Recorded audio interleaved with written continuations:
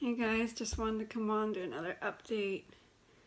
I tell you, another bad week. Well, the good news is asthma meds are working, no longer wheezy. Been using Zopanex since yesterday, which is like the rescue nebulizer. I still do the maintenance ones because I don't want to deal with that, I got enough things going on. Don't need any more wheezing. And then I still feel short of breath and have a cough, so going back to the doctor today, which brings me to another point. Yesterday I went to the hematologist for iron follow-up, which we're just monitoring it month by month now because it's not low enough for another infusion, so we're gonna see what it does.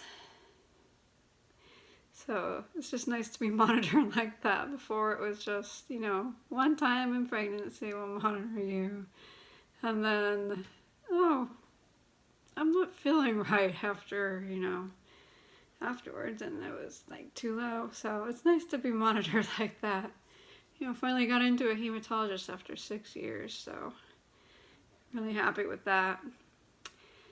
And then I went to the dermatologist because I had abnormal skin lesion, and they took a biopsy. So now I don't know. I thought everything was gonna be all right, but now it's like, oh, you gotta wait for a week, but whatever. Hopefully it's just my son just nicked it or something, because he's Mr. Grabby Hands right now. And then yesterday was just the icing on the cake. They lowered my insulin, which I've been stressing about, because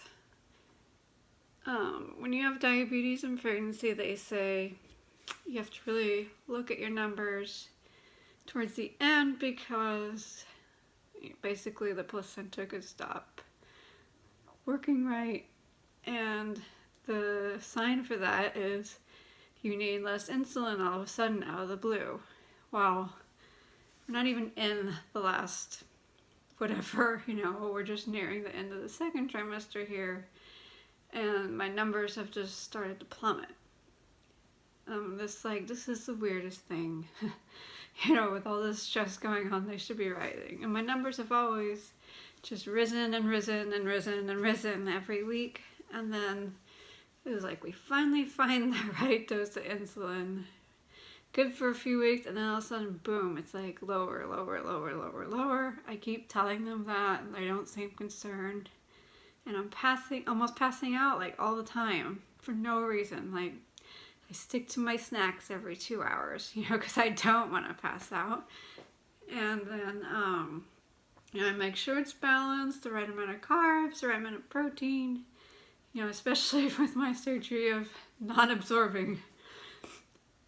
And then I get to the doctor yesterday, I'm good on my fluids, everything like that, and I get there and I'm just like, something's not right. I can't really see. Hope it's not blood sugar again.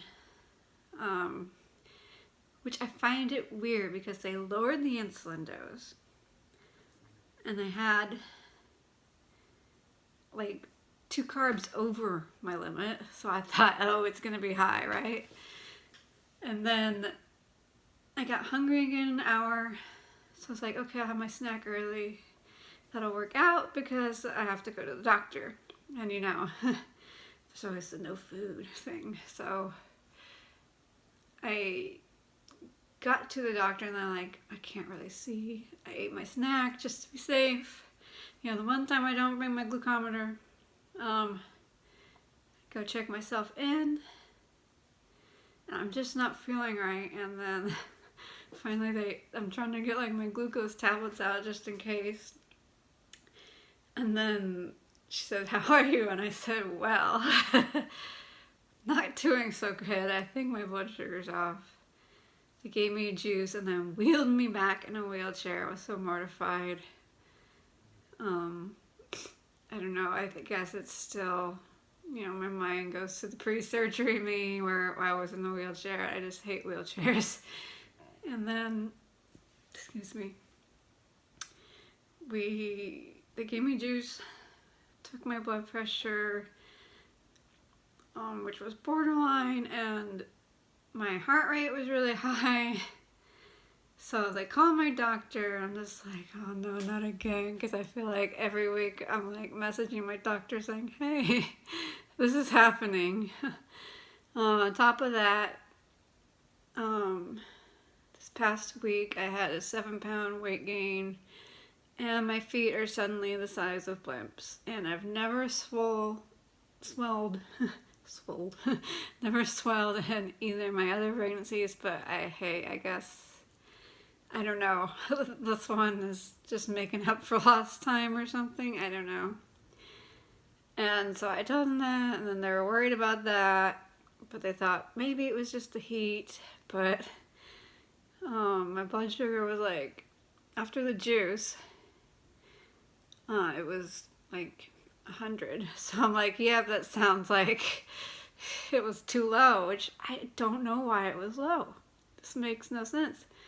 And then they dropped my nighttime from not just a little bit, but like four units. And then it was still going down this morning. I don't know what's going on. But anyway, the doctor, they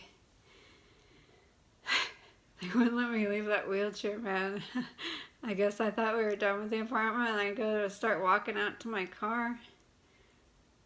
And then they're like, can you go back to your room, please? And I'm just like, I guess I'm that patient. But they ended up calling my husband for me because I guess they didn't trust that I'd find a ride. And then he had to come get me, and I'm basically just sitting in this wheelchair with this guy watching me, make sure I'm not passing out. I don't know. Until then, they tried to call the diabetes clinic to get him to lower the insulin, but they couldn't find it. So then I called this morning, and nobody's answering, of course, I don't know what's going on with that, honestly. And it really just bothers me. It's like someday, you wake up and all of a sudden it's like you don't need the insulin anymore. That doesn't make sense. But going back to the primary today, so hopefully she'll have some answers and not just an opinion. So yeah, I'm so ready for it to be Friday. Anyways, that's what's going on. And I'll update you guys again. Try not to stress and stay positive, but I tell you. And then they said, I guess when they called my doctor, he said,